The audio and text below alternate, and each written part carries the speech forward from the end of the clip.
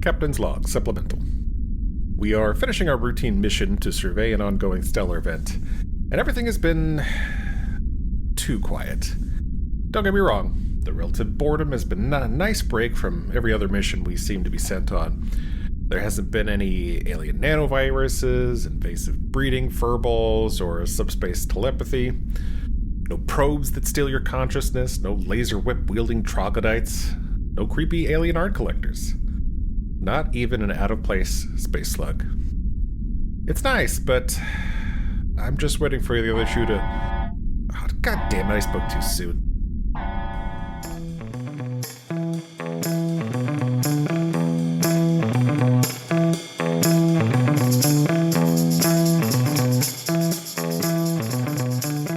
Welcome back to another episode of Captain's Log Supplemental. My name is Rob, and I'm joined by my two friends and co-hosts, Stanford and Chris. Hello. Hey! As well as our producer, Mariah. Hi there. Captain's Log Supplemental is a Star Trek rewatch podcast. Each week, we cover another episode of Star Trek, marching ahead in chronological order by star date. If you like what you hear, we'd appreciate you taking the time to rate and review us on your podcast supplier of choice. Those ratings go a long way to helping us reach more Star Trek fans. So, how y'all doing this week? Oh, pretty good. Just got done with parent-teacher conferences today, so that was fun. Oh my God, tell me everything. How did it go? It was fine. This is something we don't get to experience because, like, our kids in cyber school, and so they just don't do that. Like, I talk to his counselor every once in a while. Because we believe in witchcraft? Yeah, because we're homeschooling him as the Lord intended. Yes. Oh, God. Yeah, they were pretty good. You know, the only real issues were sometimes they just need to work on their focus. But, you know, they're kids, so there's that. But yeah, everything else was pretty good, so fairly uneventful. Oh, man.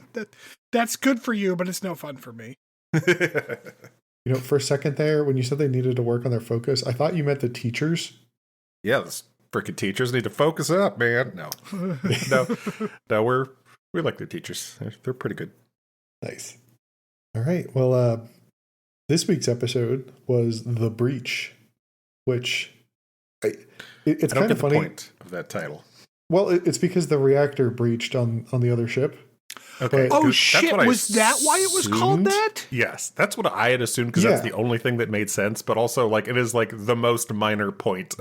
See, and here's the thing. Like, because that wasn't the A plot. That was the B plot. Yeah. What, was it, though? That's a good point.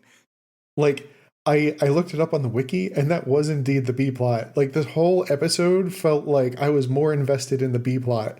And I almost did a deep dive on B plots just because of it.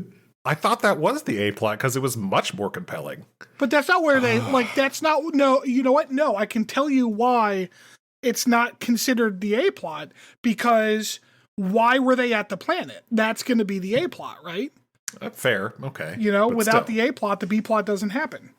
But, like, I don't know. The B plot drove this episode, though. Oh, I don't disagree. Like it's funny that they've named it after the B plot. Like, it's fine. Did you know that fucking Duncan McNeil, I forget his first name. I'm really bad at names. Robert Duncan McNeil, he directed this?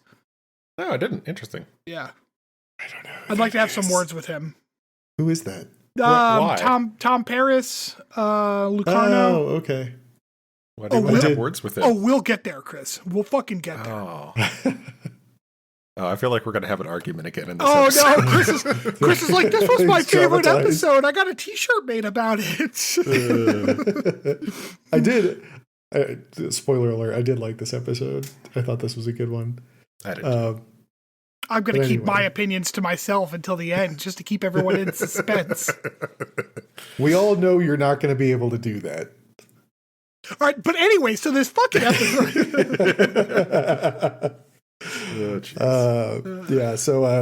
this is season 2, episode 21, The Breach. We open with Phlox showing Hoshi a tribble, which is now canonically the first time someone in Starfleet, I guess, is introduced to tribbles. I'm tired of this show doing this. Retconning everything. It's not even about the retconning. I don't care about retconning. It's the idea that, like, they have to find a way to introduce every wink and nod they can with no actual purpose other than like, it's a Tribble, nah. Like, it's all right. We already saw the Tribble episode. Like, it's okay. Be your own thing, you know? Yeah, so anyway, we're no longer watching Star Trek Enterprise. It has been renamed Star Trek Fan Service. Star Trek fans are, oh, what are we going to do when we get to Picard then? Shit. See, with different kinds of fan service, there's more TNA in this one, so. Basically drives the whole show. Yeah, so Hoshi's offended when Phlox drops the Tribble into a cage as food for another member of his menagerie. And on her way out, hands him a priority message from the Denobulan Science Academy. And he looks a little perturbed when he finishes reading the message. Yeah, there's like so a does long Phlox just hold. have like a box of Tribbles that are just constantly banging? Does he just like have to get rid of them? I like to think so now. Is that like his food source for the rest of his animals? It's a good idea, right? Yeah. They're very efficient breeders, so like it's a good idea. Yeah. Yeah, there was like a long linger on Phlox's like concerned face before we get to Faith of the Heart there. Yeah. Yeah. Speaking of which, Faith of the Heart. So after we return from the break, Phlox meets up with the bridge crew and is showing them like a cave network that they have very well mapped out somehow. I don't know how. Where some Denobulan scientists are held up on Xantoris, trying to avoid being captured by militants that have taken over the government. Well, the scientists aren't trying to avoid it. They don't even know what's happening. They're just down in a cave doing their thing. Yeah, because they decided to not set up any kind of like comm relay or anything, so they're just like unreachable. Well, it turns out that they don't think that it's a problem anyway, but we'll get there. Travis, we learned another quirky trait about Travis. Apparently he's a spelunker. And he's also we kind of already knew knew that, that, right? Well, we did know that he did cliff, like he he's I don't know if he's did he specifically say he's a spelunker? He's a rock climber, so like he's true. good at that he did on that. On didn't he do that on? Yeah. Yep. Yeah, and he broke his leg there too, because I'm actually not convinced that he's a good rock climber. Since both times he's mentioned it, he's broken his leg doing it. I mean, to be fair, this time it wasn't really his fault. Yes, it absolutely was. We'll get there and I will explain everything. Okay. God damn it, Stanford. So Archer agrees to help rescue the Denobulan stuck on Xantoris. Reed, Travis, and Trip begin packing a shuttle pod when Archer informs them that the militants have given the off-worlders all 3 days to leave. So now there's a deadline. Archer returns back to the bridge to find out one of the transports leaving the planet are sending out a distress call, and the reactor has ruptured, or breached, I guess. The breach! Yeah. Hey, you skipped over something very important. Oh, what's that? They brought poop bags with them. They did. Everything that goes into the cave goes out. They're good little Boy Scouts. That was fun. This is actually so, like, before we get to the breach too, the idea, like, there's a fairly clever, like, this is not a bad, like, little story to tell, because I'm sure it happens, right, where, like, a planet's political situation becomes different, and, like, suddenly everyone needs to get the fuck off the planet as soon as they can. Like, that's a real world thing that happens all the time with, like, countries and stuff.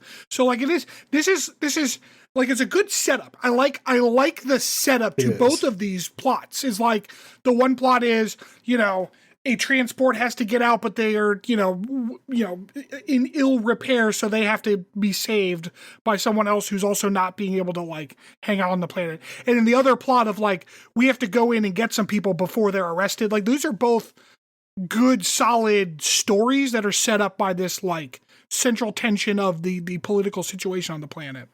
Mm-hmm. Yeah. I also like that they sort of hint that, I think it's the geologists who hint that the political situation is constantly in upheaval on this planet. So apparently there's just a whole lot of coups being thrown. It happens. Yep. Yeah. So, Archer's back on the bridge, finds out that there is a distress call sent out from one of the transports leaving the planet, and the Xantoris militants are refusing them aid. So Archer, of course, being captured doer, steps in, establishes contact, and recommends bringing their injured on board for Phlox to take care of. So did y'all see that like short CG sequence of like the ships leaving? Yeah. One of them reminded me of like a Klingon battlecruiser, but if you put like a nutsack on it, it was pretty funny. Didn't think of it that way. I did not recognize. I did not see the Klingon battlecruiser with the truck nuts. No. Yeah. Maybe they're extra like fuel canisters or something. There you go. Yeah. So at this point, we cut back down to the planet. Travis is now leading Trip and Reed into the cave network. Okay.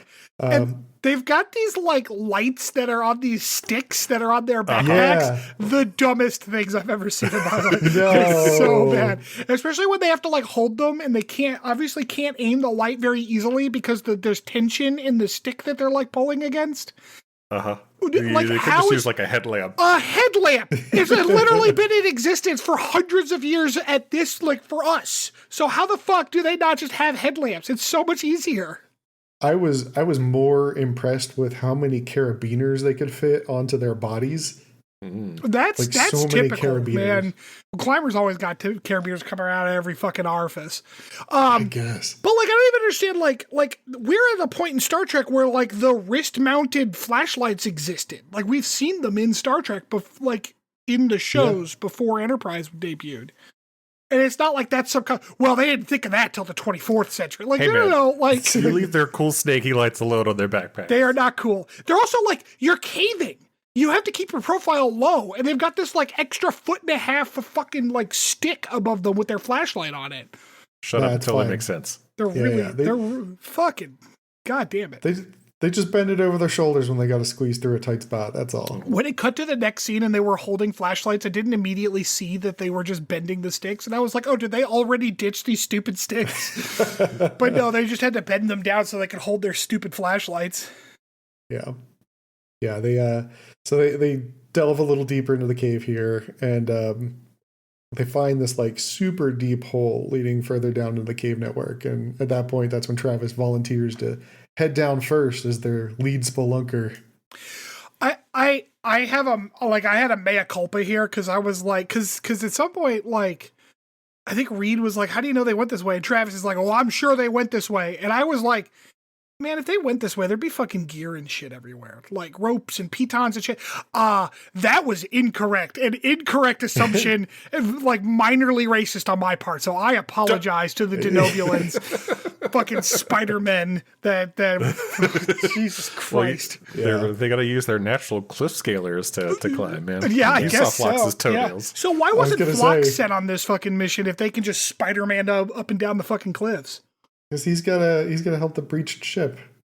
I guess as a doctor, he's not as in good a shape as the geologists.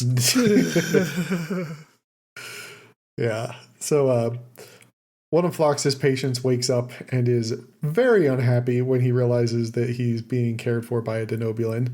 The patient is Antaran. Apparently, there's been a number of wars between them and the Denobulans, and Phlox refuses human ethics and will not work on this patient without their consent. Which so actually he refuses Archer's orders to proceed with his care. So this conversation is funny because it's both clever and also stupid as shit. Because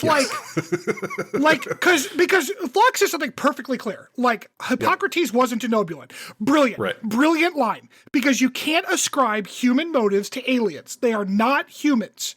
So their ethics structures are probably different. Their moral structures are probably different. Yep. However, Archer is also wrong. Like if a patient refuses care, that's the end of the care. Like you don't go unless they lose consciousness, then you can start caring for them. So Hippocrates' the Hippocratic Oath doesn't apply here. So Archer's just completely wrong in every way. Yeah, there's a nice form that our hospital prints out for patients that want to refuse medical care. Mm-hmm. We ask them to sign it, and then we discharge them. Archer's like, DNR, not in my fucking ship. That is not what DNR means. No, do not resuscitate. I know what DNR means. Oh, okay. I mean, like, that's a form of of refusing medical care. Refusing DNR. Oh, yes. Yeah. Okay, I see what you're saying. Yeah. Yeah, Archer sucks, as usual, when dealing with other people. Yeah. Can't accept the fact that somebody else thinks in a different way than he does. So back in the caves, Trip is struggling with his rappelling. Good thing Repelling? Travis is there to tell him to watch his footing. Rappelling is fun as shit, by the way. I don't know if y'all have done it. Yes. I've never repelled to know. It was like one of the last activities I did before I never walked again, although unrelated. Oh. But like, it is super fun. Yeah. Yeah, so they find out that this cave is just super deep, which... Did they bring a map with them? I'm assuming they had some sort of pathfinding. I mean, they had a map on the ship, so Yeah. I assume. I would hope so. Yeah, my note But, here like- is shit, that's a deep pit. Yes, Yeah. that's a big hole. Yeah, like I just can't imagine, like they were like down the cave in like half of their allotted time, and then they had to get back out of the cave. And the whole time I'm thinking, like, man, they're gonna have to really like climb super fast to get back out of here because they were going real deep. Yeah, and believe it or not, it's definitely slower to go up than down. Yeah. But also, like, they don't. I think they did. They if the writing is to be blamed for anything, there's a level of like, you do not get a good sense of time with this particular section of the plot. Like, you get a feeling that some time is passing with the patients up on the ship because, like, you know, you cut to and from med bay and like there's different people in there and stuff. Fine. But like down in the cave, it looks like they're on like a several hour trip. But then Tucker is like, we've been down here for 2 days. I'm like, you fucking have? Like, when? When did you stop to eat? Like, there are little like storytelling tricks that they could have used to show how long they were down there, and they just opted not to use them. Right, just like one of the scenes could have started with them putting their backpacks back on, like as if they had just rolling packed up some sleeping bags. Sure, yeah. Or done one of those like those horrifyingly scary looking like cliff campsites. Have you seen that God. shit? Oh yeah, dude, I hate heights. I see stuff like that, and I look away. Just thinking about it makes me uneasy. Just strapped up with some pythons, like hoping you don't fall to your death. Like, no, thank you. I want nothing to do with that. All right, I have a very unrelated question. Okay. How did you pronounce that word? Pythons? I knew that was Pitons? Pitons, right? I think it's Piton. I've always heard it pronounced Piton, but is Python right? Like, it could be. Shit. I don't think so. I'll Google it. Piton. I'll Google it. All right. Well, while he looks that up, back on Enterprise, Archer's trying to convince Phlox's patient to accept Phlox's care. He refuses to let the patient die, so he starts questioning Phlox about the history of the Antaran Denobulan Wars. It is Piton. Is it Piton? Okay. And he gets pretty angry with Phlox when he refuses to treat the patient without the patient's consent. Again, not even against human ethics, but... Yeah, and this is where we start to get this is where I start having issues with the way this plot plays out, because, and like, I admit that the problem is that they're trying to do something very complex in a 20-minute B plot. Yep. But like, there's this level of like, to this guy, because we don't actually know. We don't know the actual history between the Antarans and the Denobulans. All we know is their last war was 300 years ago and there's bad blood. This guy makes it sound like the Denobulans were effectively like Nazis, at least in their perception. Right? I don't know if I got that. I definitely got there was some war crimey stuff. War crimey stuff. Yeah. Yes. Yeah. Well, and there was an implication at some point about like, well, how do you think your doctors learned so much about Antaran, like anatomy and stuff, that made me feel like there was some like concentration camp stuff implied, you know? Oh, that is not what I got out of it. I figured they like designed some biological weapons or something. Oh, I the way he said it, I assumed there were like some illegal medical experimenting going on like prisoners of war and shit. So like Archer needs to leave this guy the fuck alone. Like, because he said no, he was very patient with you when he said no. And like, no, we find them to be war criminals. Fuck that guy. And then, like, Archer's like, well, I prefer to make my judgments based on firsthand experience. It's like, okay, no, that's not how this works. And so, like, this whole plot ends up being a little whitewashy of history, not in a racial way, but in a, like, Well, I mean, that was a while ago, so maybe we should just not worry about those war crimes. And like Archer's part in this plot was bad. yes. And Archer is the vessel behind which I have the most issues. The other problem I have, and this is more of a logistical problem, is there not a single other fucking medical practitioner on this goddamn ship? Like, where's Ensign Cutler? Can she do this obviously very routine procedure? Like, what the fuck? I was going to say there's Cutler. Like, but like, she seems to have been like written off the cast. I don't know. I don't know if she comes back later or if she's mentioned it all later, but I hate we haven't that, seen her in a while. We have this, there is no fucking way that this ship was sent away from Earth with a single medical person and yet a fucking chef. Like, that's not how the priorities of the military work. Voyager. Any motherfucker. Well, no, Voyager had a whole medical staff, but they all died in the first episode. That was like the whole point. Oh, I thought it was just the CMO that died. No. They all died. They were all somewhere, and they got hit, and they like all died. There were like 3 or 4 of them. It's not a huge crew. It's like 100 and change people. So it's about the same as Enterprise, I think. But like, even though it's a little contrived that they were all in the same spot to be hit by the fucking weapon or whatever. But like, at least they mentioned that they had more than one fucking person who's in charge of medicine. And as soon as they were down to just the one, the first thing they did in the first episode was assign someone to back that motherfucker up. And then in the second or third episode, they assigned someone else to learn how to be a doctor. Well, like, I guess they're assuming too that because Phlox is Denobulan and only needs to sleep a couple days a year, they could just have him work around the clock.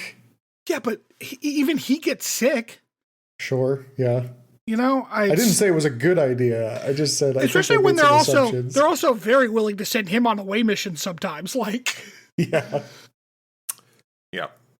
So anyway, so the plot's kind of contrived in that way, which like it's fine. This whole show is like that, but I find it to be very clumsy in its like handling of like cultural trauma from like history.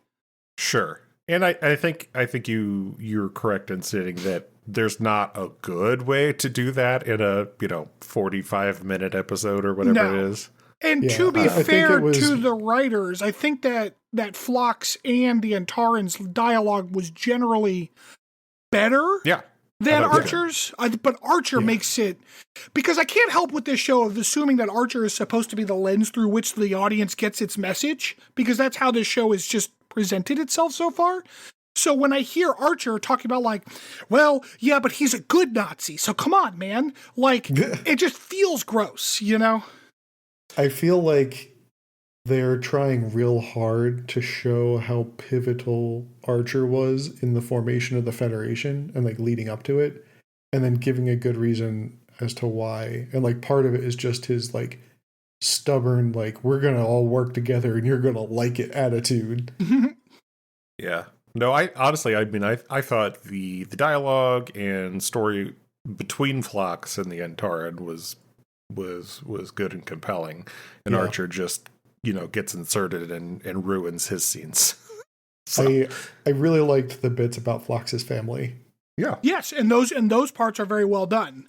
Talking about how he had to overcome the bigotry that he was taught, and how his one those son. Those are real life human issues. Yeah, absolutely. Yeah. Well, we will get there in a second. So. Phlox is still refusing to treat the patient and is disobeying Archer's direct orders, which I don't know if Phlox is actually a part of the military structure on Enterprise or not. So I don't know if that really holds weight, but I don't know. In general, it's that like captain of the boat, like the captain is king kind of dealio, right? Yeah. He serves on the ship. He is at least it's somewhat beholden to the captain. Although he was very like, fuck you. Like, yeah. Yep. Joe was like, yeah, Phlox, tell him. Yeah. Back planetside, Reed directs the away team down a cave with some fun rocks, because that's where the geologists would go. They're trying to find a way down when they encounter a rock slide, or slide made of rocks, rather. Well, Sends them free falling.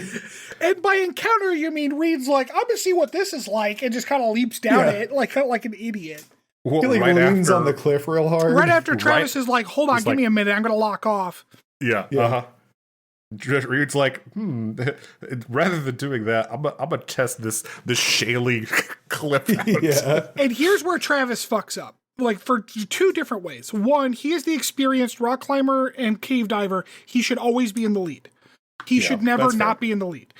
Two, he did lock off. He actually did. And if you look, his rope is still attached to the wall, even at the end when he's holding them up. The problem is that they are not locked to him. And there is no conceivable scenario where that is the case. Like, Reed and Trip are locked to each other, but he has to hold the rope. Because in that situation, you have to trust your gear. Because really, like, the thing that they did with Travis there, that wouldn't have worked. His hip would have dislocated and he would have also fallen. Yeah, you're right. You have to trust your gear, and he did lock off, even if it wasn't the best lock off, like it's better than nothing. So he has to trust his gear to hold him during the fall. But instead, because they're not locked to him for some fucking reason. Yeah, that seemed like just a writer's way to increase tension for the so-called A-plot. And that was the other thing, is like, there was absolutely no reason that Travis needed to not make it all the way to the bottom. Like all they had to do was like have Reed fall because he was stupid. All three of them tumble, and then they're all three hanging in space, and then they do the swingy thing. But luckily the lock is, and then maybe add some like the lock is slipping, so they have to real quickly get it or some shit. Sure, but like once again, all they did was make Travis look completely incompetent. Yeah. Well, and it's not like that not having Travis there affected anything for the remainder of the time they were in the cave. It just put him in timeout for no reason. Like, yeah. And like I said, it's that's why I thought that was the B plot, honestly, because I'm like, oh, this is just the thing that doesn't actually matter and doesn't tell any compelling narrative for the episode. I don't want to harp on this particular thread too much. Ooh, did I just mix metaphors in a good way? But like, I can't help but notice that the black guy has to sit out. Like there was absolutely no written need for Travis to get hurt there. And yet, like, that's what happened. And then he has to stay at the back of the bus while the white people go have the adventure. Like, that's what fucking happened. It always feels bad too, because like you said, it's always Travis. They're always showing Travis messing up. And like, I don't know, like, let him have a W every once in a while. Like, he just, aside from the Horizon problem is he episode, got too much screen time last episode, so they're like, we got to teach him a lesson now. Oh, Jesus. Yeah, I hope you like that. Hope you like that SAG check last week. We're breaking your leg this week. Yeah, so after Travis wedges his foot into a rock and breaks his leg in the process, Trip and Reed are kind of left dangling out in open air. They swing back and forth until one of them can grab onto a wall. Right as Travis loses his grip. And I guess they don't have climbing picks, which... No. Yeah, all right. Yeah. And then they're like, well, sucks to be Travis, because no man left behind doesn't mean anything to these fucking people. There's like, good luck up there. I hope you find something comfortable. We're going to keep going. Yeah. So Trip looks Travis over after they get back up to him, confirms that he has broken his leg in the process of stopping their fall, and orders him to stay put while they continue on. Back on Enterprise, Phlox heads back into sickbay and tries to strike up a conversation with Taran, who continues to antagonize Phlox until Phlox snaps at him and then, leaves sickbay.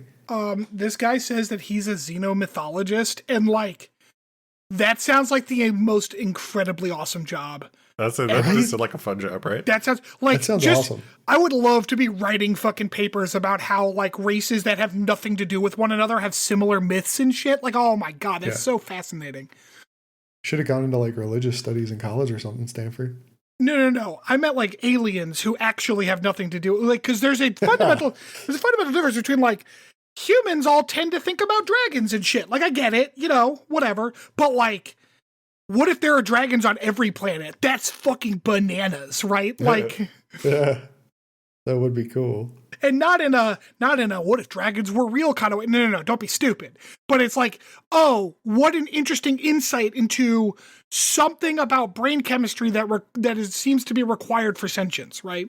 That every sentient species has some kind of horrifying predator that they're afraid of.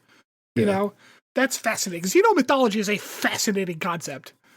I mean, eventually you're going to find that planet that does have dragons on it, right?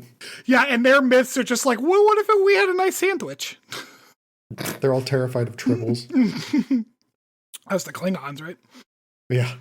Weren't they allergic to them? Wasn't that the thing? Worf specifically may have been, but no, they do not like tribbles. They're literally afraid of them because they keep taking down their ships. That's so weird. So T'Pol finds Phlox struggling with his emotions in the mess hall. Phlox tells T'Pol the story about camping on an arboreal planet with his kids, despite his grandmother having forbade him and his friends doing so in the past because it had been tainted by the Antarans, which, Jesus Christ. Look, I've got a grandmother like that. I was gonna say that is 100% believable with how things have gone. In Wait, did I America say one recently. grandmother? Oops. Reed and Trip locate the biosigns of 3 denobulins while crawling through a tight tunnel. Hold on 1 second. Yeah. Back into Paul, like first of all, she needs to get some pants that fit. I'm tired of this. But anyways, she says something to the effect of like, it's fortunate that your children's parents had a parent who taught them to embrace other cultures. That's fucking rich coming from a Vulcan, like who I think may be the most racist people that exist. Like they're friendly racist though. It's They're, fine. it's condescending racist, which feels worse. Like wish me dead, fine, but don't act like I'm a child. Like fuck you, right? Like it's they're just like patronizing in the worst ways. Mm-hmm. It's infuriating. Also, I want to point out that like when T'Pol's like, "Would you like me to join you?" and he's like, "No, I don't want any company." She's like, "All right, fine. I didn't want to talk to you anyways." Oh no! I actually interpreted her being like, "Well, he would like some alone time. That's perfectly reasonable. Like I'm just going to leave him alone." Maybe I'm projecting here, but I'm like, in her head, I'm sure she's thinking, "Thank God I didn't actually want to sit and have a conversation." Social anxiety to Paul. Yeah, that is definitely what happened there. Yeah. Oh fuck. Yeah. So, back in the caves, Reed and Trip locate the denobulins. The geologists refuse to leave after alerting about the Xantora's threats against offworlders. And, it takes some convincing, but they finally agree as long as Trip and help them retrieve their samples. So now everybody's going to be hauling rocks. You skipped over the part where they're like crawling through like a lava tube or something, which is clearly the most terrifying part of any type of caving exercise. This whole thing, I was like, this is reminding me of cave disaster TikTok, which is very populated. Like, oh my god. So many times where I'm watching, like, I'm like cringing, and there's like these simulations. Guy just like, all right.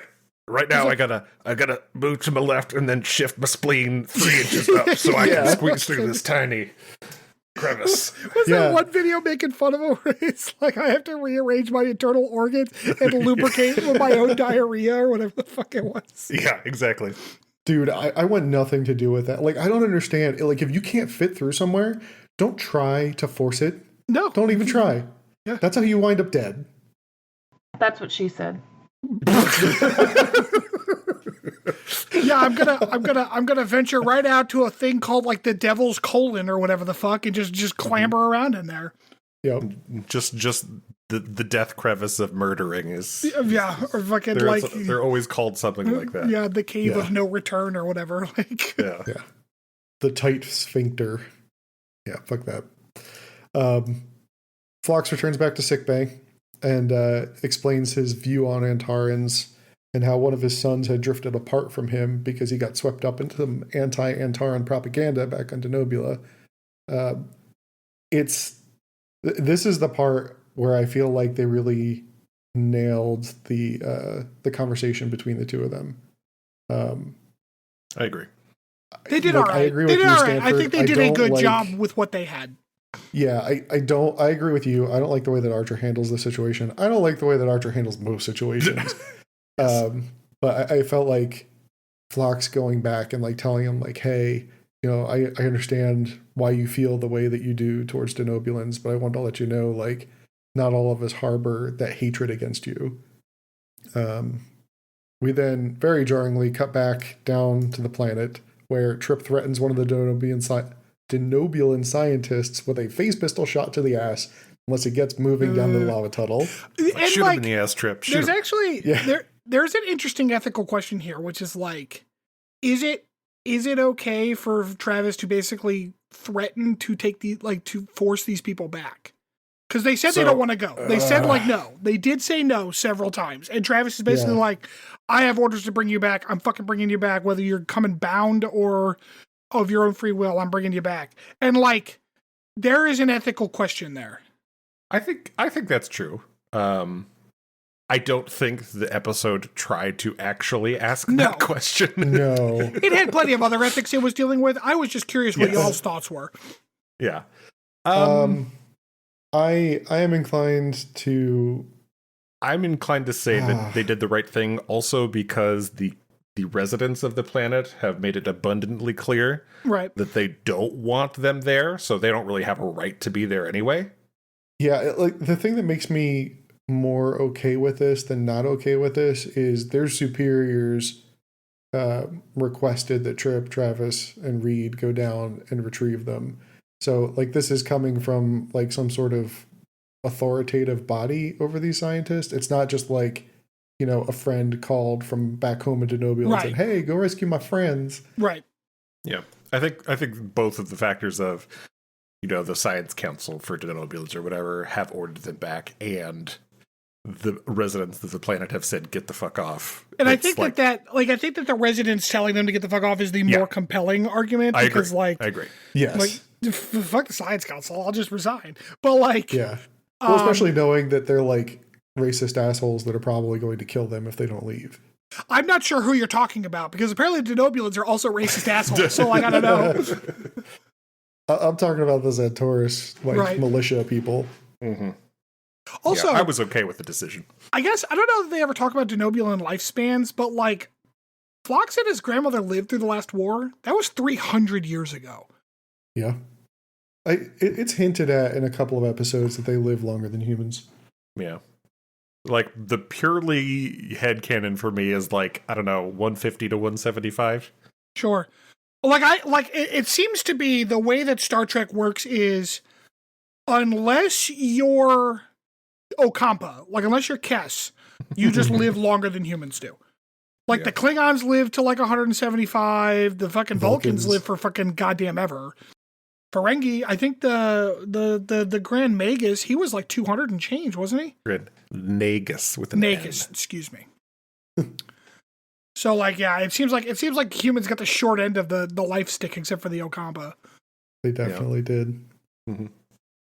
Yeah, so after Trip makes his threat, the cave start experiencing what is initially assumed to be seismic activity and turns out to be weapons fire. Trip is surprised to learn, as apparently Stanford was, that the Denobulans free climbed their way down through the caves using their claws. I'm not even sure if it was claws. The motherfuckers still had boots on. I think they just Spider-Man their way up there. Like they... Yeah, maybe.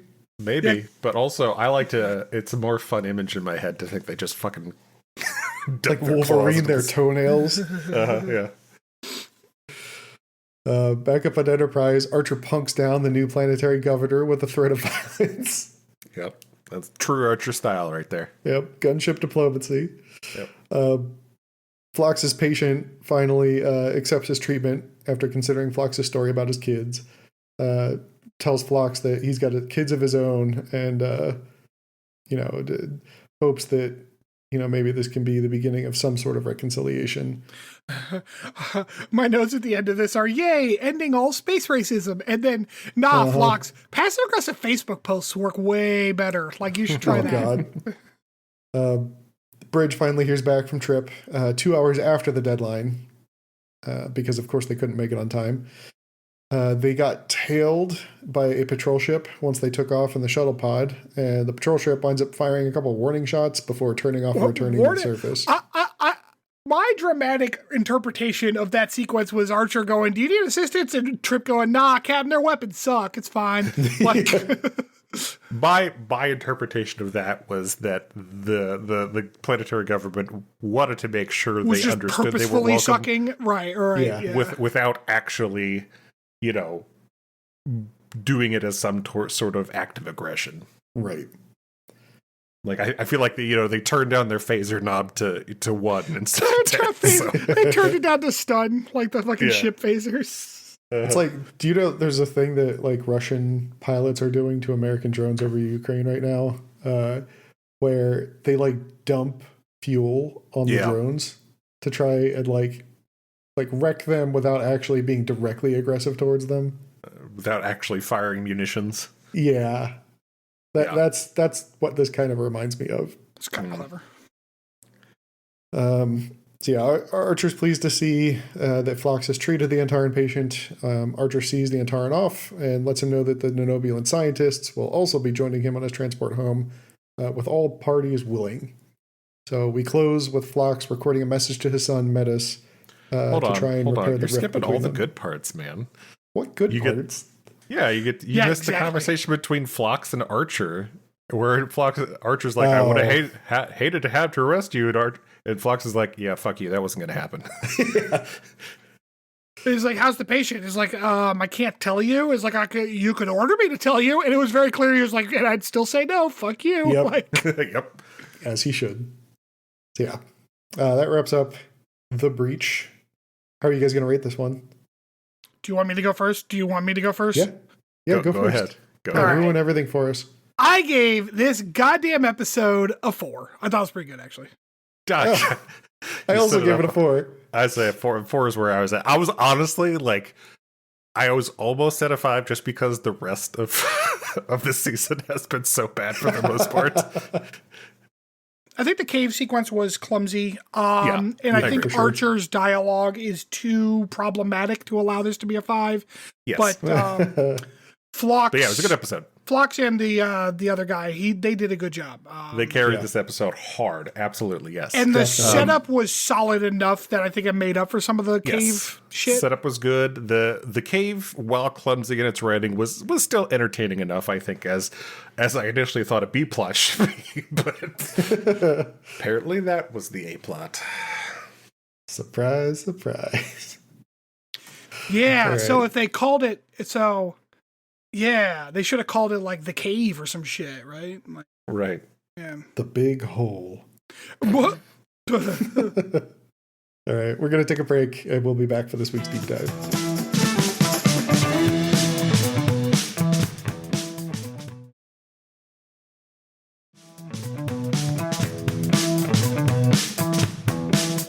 All right, welcome back, everybody. So for this week's deep dive,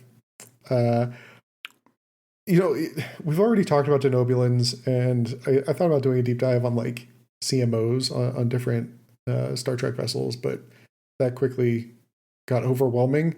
So instead, I went on to Memory Alpha and I started looking up some stuff about this episode. I like to imagine that he was doing all right with his CMO thing, but then Polanski showed up and he got so fucking mad that he's like, I'm not doing it fucking. No. Call him Data. This is goddamn name. Like it gets weird because like a lot of like Nurse Chapel, for example, winds up becoming a CMO on another vessel later on. So like it just got like really, really congested very quickly. And I was like, this is going to take too long. So instead I went to the Memory Alpha for this episode, and it led me down a rabbit hole to Memory Beta. Have you guys heard of this? Yeah, Memory Beta is canon if you include the novels and other spin-offs and shit. Yes. Oh, Danger Zone. Okay. It's all right. Like it's not extended universe bad, like Star Wars extended universe bad, where Luke fucked himself and made a Luke baby. Like, are you sure about that? Made a Luke baby clone, but like just hang on to that thought for a moment, Stanford. Buckle up. So I found out that this whole situation winds up coming back again in a series of novels called Star Trek Enterprise: Rise of the Federation, which It was written between 2013 and 2017, and it covers like the post-Enterprise era up to the formation of the actual Federation. I promise our listeners that if we start getting like 1,000 downloads a week, I will make these two read those fucking books. Oh, boy. Like, I will make us read the Enterprise novelizations because they can't be good. Like, they cannot be good. There are so many. Well, I don't know specifically there was like about 4 or Enterprise. 5 per season. They were like commissioned by Paramount or whatever. There are just a lot of novelizations in general for Star Trek that I didn't realize there was. So, like, I remember when I was a kid, there was a series that centered around Spock. And I remember my parents got me a couple of those books. Not Spock Must Die.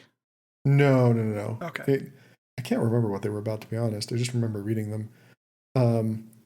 But no, these were specifically written by Christopher L. Bennett. He wrote the whole series, Rise of the Federation series. Along with, he has written 28 total Star Trek novels, novellas, and short stories. Jesus Christ. Yeah, I didn't realize quite how many novelizations there were for this. And his span for like the Star entire, Trek period or just this show? You were for Star Trek period. So like he's written stuff for TOS, he's written stuff for TNG, Deep Space Nine. If you go to Barnes and Noble, and I'm not sure this is still true, but it was true back when we were in like high school and stuff. If you went to Barnes and Noble, there was an entire row of Star Wars novelizations and Star Trek novelizations. They were like right next to each other, and there were dozens of both. So many of both. Weird. I just did not know that this whole world existed. So mind blown, I guess. But yeah, this book, at least a part of it, actually concentrates on the whole relation between Antarans and the Denobulans. But before we get there, I need to tell you 3 very important facts I learned about this book. These are spoilery. I don't really care. I feel like they're very important for you to know because it's from 7 years ago, so we're outside of the spoiler range at this point. 1, T'Pol ends up as a captain, unsurprisingly.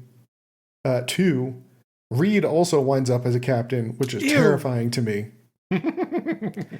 And 3, most importantly, they retcon Trip's eventual death. Trip is not dead in these novelizations. Wait, what? His death does he was die apparently in the show? Yes. I don't remember that. Spoiler alert, everybody. He dies in the very final episode. Oh, okay. Of the That show. must. Okay, yeah. I don't 100% remember, but Yeah, it's like the thing that fans hate most about Enterprise, man. Yes, that they decided to kill Trip in the very last episode. that is pretty shitty. Like to do the very last moment, like Yes. Yeah, So, it wasn't even a good death. You'll never guess what he's doing in his newfound livingdom. fucking Reed, according to that one story. No, his death was evidently faked so that he could join Section 31 Oh, fuck you. God damn it. and sabotage the Romulan research into a Warp 7 engine. That's it. That's what Trip's up to. Because Trip's somehow qualified to be a saboteur. I guess so. Yeah, like apparently he undergoes surgery to like fit in with the locals. I can just listen to his accent now. Speak to Romulan. It's like, oh, yeah. Yeah, see, no, I'm from the Tal Shiar. Y'all got fried catfish around here. Oh, my God. Yeah, you gotta watch out for them, from them motherfuckers from that moon of ours. Ooh, boy. They are dark. Ooh, that went the wrong way. Oh, God. Shit. Yeah. So those are 3 very important facts about Rise of the Federation. I feel like you've told us all you need to at this point. No. So book 4, Live by the Code, actually brings back this whole conversation pirates? between Phlox. No. Although Archer, by this point, now an admiral. Ew, I don't like the alliteration there. Admiral Archer. Yeah, so in this book, one of the subplots is Phlox invites Admiral Archer to his daughter Vanille's marriage to an Antaran named, I can only imagine this is pronounced Pele Ratab. Pehle. Pel? Like Pele? Yeah, Pele? I don't know. I don't know. There's two Pele. L's or We're going one with L? Pele. I like soccer. Yeah. Anyway, Yeah. his son Metis, the guy that, went all He's like estranged crazy from- racist. Mhm. Yeah. He apparently shows up at his sister's wedding. Oh my god, this And book's then- already amazing. Oh my god. And I then like the it's like proceeds fucking to MAGA. murder Wait, his, what? his sister's father-in-law. Oh fuck, what? Yeah. Jesus. Oh, I did not see that coming. Winds up getting arrested. Sure. And before he can be extradited to Antar, Metis is abducted by an Antaran extremist group named the True Sons of Antar, so that they can put on like a kangaroo court and then just like execute him on the spot. Phlox Am winds I up going to have to pleading- read a Star Trek novel? That sounds fucking awesome. I think you are. And, like, this is just a small part of the whole book. Oh, the rest of the book's got to suck then, because that setup is fucking phenomenal. It's pretty great, right? Phlox winds up making a plea to the Antaran government to rescue his son from the extremists. They do, and then he's actually successfully extradited to Antar. Phlox, towards the end of the novel, winds up visiting him in prison, and his son is surprised to see how humanely he's been treated by the Antarans, like given the fact that he just murdered one of them. And like he finally starts to realize that like they're not the horrible Okay, never monsters. mind. Nope, fuck you. Ruined it at the end. Sorry. People No, because like it's like you couldn't leave a good thing going. You had to like get this saccharine bullshit. Does he actually get executed in the end, or like prison for life, or any of that? It doesn't say. It just said that he like finally started to mend his relationship with Phlox at that point. No, fuck you. Nope. No, because like it's genuinely like it is better, more realistic, and more interesting to read that Phlox like goes and visits him, and then basically has to mourn the fact that his son he's never going to see this kid again, and like Phlox having to live with the fact that like, was there ever a moment I could have turned him, and like. It's very like, well, I guess he had to learn by going to jail. Like, that's not how the world works. Okay? That story needs to end with him being in prison for life if you want to be, do that. Or literally, like, you're getting executed tomorrow and Phlox goes and visits him and is like, do you see? And his son's like, fuck you. And then, like, Phlox has to, the book wraps with Phlox watching his own son die, wondering if there was ever a time he could have twisted... Like, could have maybe written one more letter, or maybe like sent one more, heartfelt plea via VidCom or whatever about like this that would have just bumped him a little off this path so that this wouldn't have happened.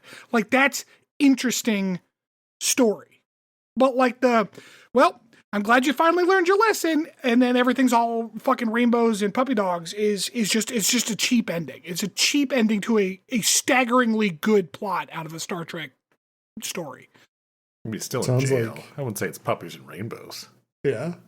Sounds like you should read this and then write your own like Phlox Metis fanfic. Well, I guess, Chris, my point is that like the idea that it's redemptive is what makes it cheap.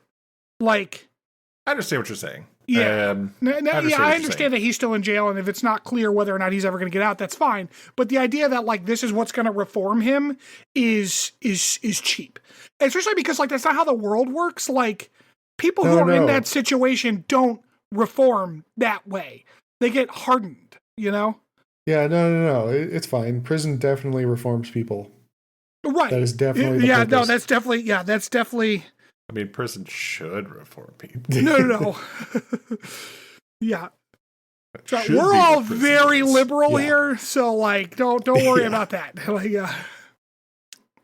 All right. Well, that's what I found on the deep dive this week. oh my god, can I give you a fun aside? So Okay. there are a lot of Star Wars novels, right? Yeah. Okay. Obviously the question is loaded, but like which one do you think has more, Star Trek or Star Wars novels? Star Wars. There's so many. Yeah, there are. There are 381 Star Wars novels. Good God, I didn't even realize there was that many. There are 850 Star Trek novels. What? What? 850. Is that more than there are episodes of Star Trek? I mean, well, is that a fair comparison? Because, like, there's definitely more Star Wars novels than there are, like, episodes of Star Wars. But, like... Yeah, True. but there are decades worth of Star Trek TV shows. Yeah.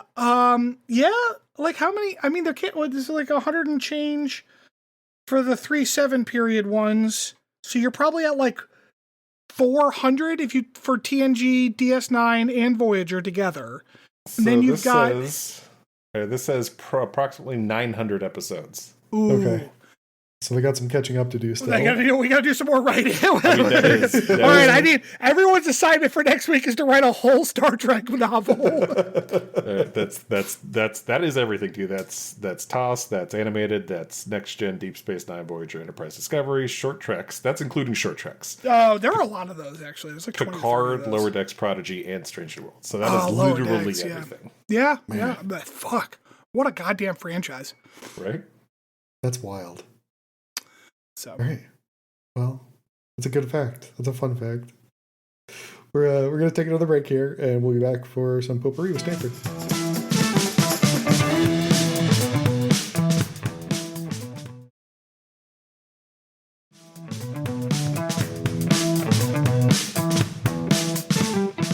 welcome back, everybody. So, a couple weeks ago, Raya, can you mute your shit? Jesus. Sorry. I can hear myself because I'm so loud. This is my life, everybody. Oh my this is fucking my life. God. All right, welcome back, everybody. So, a couple weeks ago... You are not cutting that. I fucking...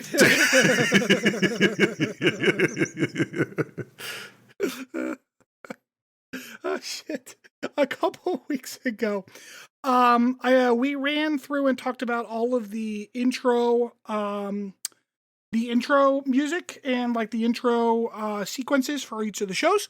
Mm-hmm. So this week I thought that I would give these guys a pop quiz, and this one everyone should be up on because, well, we did just go over it. So I'm going to play some of the themes, and you have to tell me which show it is. Okay? Now, here are the rules. Here are the rules. First rule is it's going to be the first person to shout it out, but if you're wrong, you're done trying, and the other guy just gets to try, okay? He gets to try one time. All right. Okay. 2, I found a guy who did piano versions of all of them. Oh, Jesus Christ. Oh, boy. This is going to be so much harder. This guy only goes up to Picard, so it does not include Brave New Worlds. It does not include Prodigy or Lower Decks. Okay? Everything else is game. Worlds. Would I say Brave New Worlds? I keep doing that because of the Aldous Huxley book. Strange New Worlds and Prodigy are not on this list. Everything else is fair game. Okay? And these are just the shows, not the movies, because the movies do have different music sometimes. All right. Going to start with a gimme. Nope, that's not a gimme. That's not the one we're starting with. Ignore it. Nope, you didn't hear it. Starting with a gimme.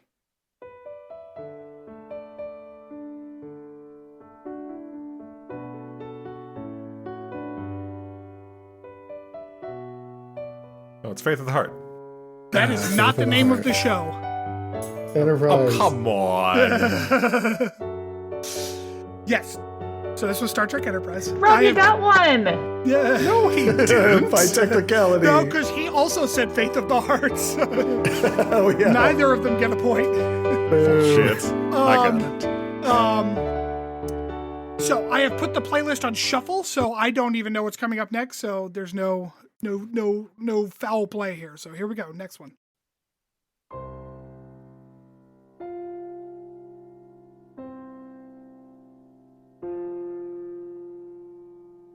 TOS. Incorrect. Oh.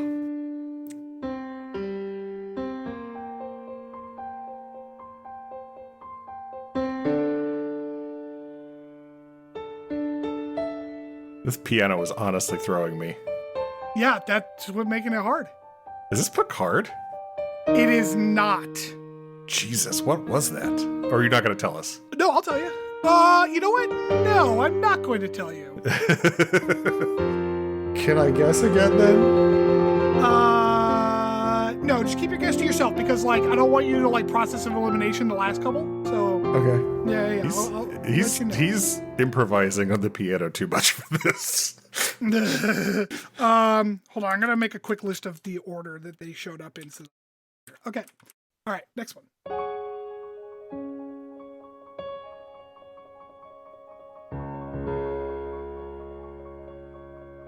DS9? No. Shit.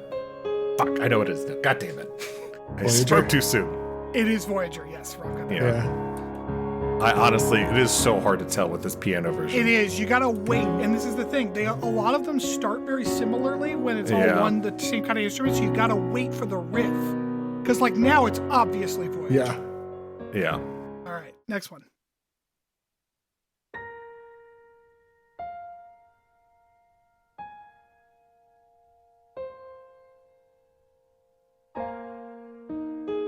TOS. That is correct. It just felt like Rob was going to keep guessing that every time It's until he okay. got it, because it's his. This is his. I'm going to let this play for a second because this guy does an amazing job on the piano with this particular tune. Yeah. Yeah, it's pretty clear. It was That's TOS. it was the solo high notes that got me.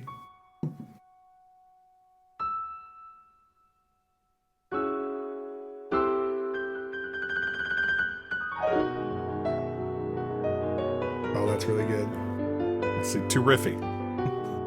Yeah, So now it's good. very, yeah. So good. okay. Like this is like fucking lounge music. Oh, so good. All right, Yeah. next. It really slaps.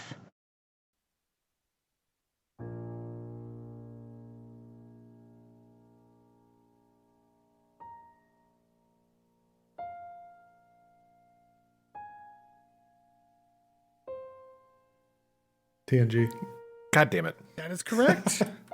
It's like I'm like gun shy now. I didn't want to say it too soon. right. I was literally about to say it too.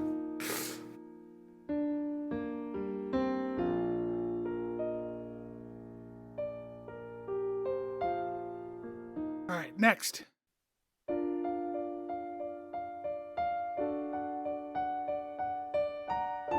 Is that Picard? That is Picard. Yes, Okay. the one that's actually written for a piano. Yeah, right?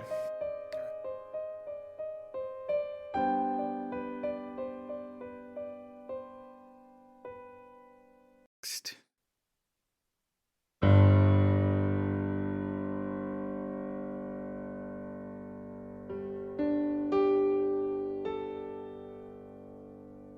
DS9. Correct.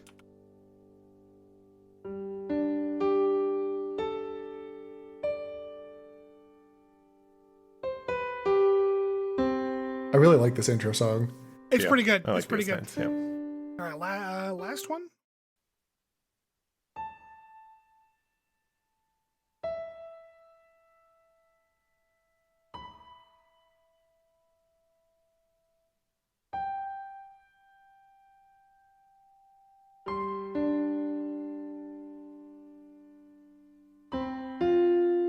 Animated series? It is Discovery. correct. It is Discovery. Yeah, fuck this piano bullshit. Chris. I'm so mad right now. I can do music and video games, apparently. Which is so funny because, like, I knew Rob would do well. I did not realize he would absolutely fucking destroy you, Chris. So the first one after the Enterprise one. Okay, all right. Thank you, Discovery. Yeah, that's the disco. The Yeah. first one after Enterprise was the animated. So when you were like TOS, I was like, oh, okay. nope, you gotta wait. Yeah. Yeah. Jesus Christ, Rob, you fucking, and I knew like Rob was a musician. Did you play an instrument, Chris?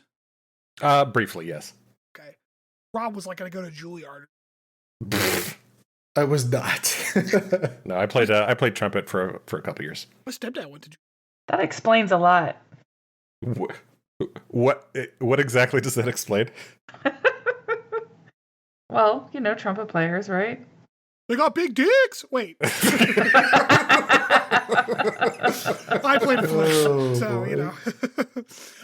shit. So yes, no, Rob, you got 5 of those right. And if you What, I weren't, get 2? I'm not counting anyone for Enterprise because you both suck. No, fuck you. I got Enterprise. That's But bullshit. if you count that handicap point you got 2, yeah. Okay. Which was Enterprise and Voyager. No, I got Enterprise and... No, I didn't get Voyager. I got something else. Yeah, I got Voyager. Oh, yeah. What did you get? Picard. Oh, you got Picard, Picard. that's right. Yeah. Honestly, the only one I'm legitimately mad about is TNG, because, like, that was the first song you played by accident, and I know it was. No, it wasn't. Yeah. It was, too. No, it wasn't. It was it was the original one. It sounded like it. They do start very similarly with that high note. That is true. They do. That is true. All right, yeah, just a fun little quick one for us. So, Rob, you legitimately won trivia without even any kind of like us helping you out. Hey. And actually, Star Trek related trivia, unlike the fucking video game trivia, which does not count. Hey, that hurts. Rob's like, I'll show you motherfuckers. Gonna come back with like a Star Trek video game trivia. Like, Oh, God. Oh, hey, that reminds me. Eric, my brother, reminded me of what that one Star Trek video game was that we were trying to figure out the name of that was like point and click. Oh, yeah. we already told everybody, or we told you. No, it wasn't. It was The old Star TOS Trek, one. A Final No. Unity. What the fuck are you talking about?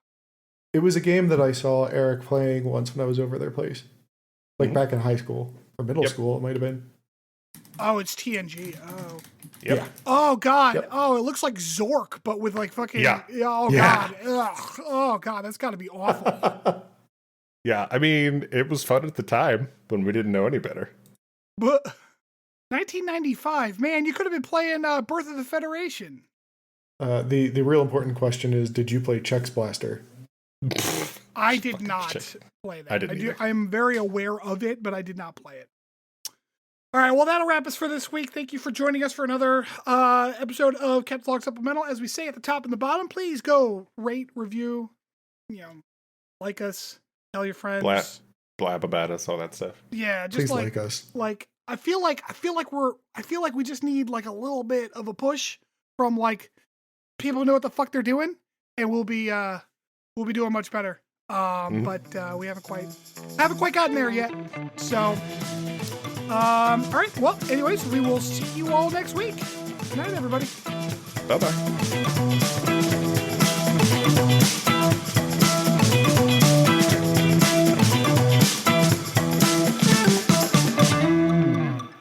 Thanks for listening to Captain's Log Supplemental.